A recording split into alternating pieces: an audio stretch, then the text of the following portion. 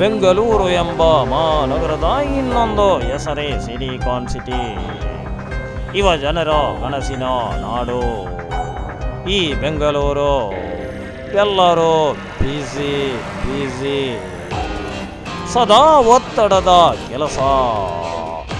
ಇಂಥ ಮಹಾನಗರದಲ್ಲಿ ಒಂದು ಇಂಟ್ರೆಸ್ಟ್ ಆದ ಸ್ಟೋರಿ ಒಂದು ನಡೆಯುತ್ತೆ. ಪ್ರೇಮಿಗಳಿಗಂತೂ ಈ ಊರು ಸ್ವರ್ಗಕ್ಕೆ ಸಮ.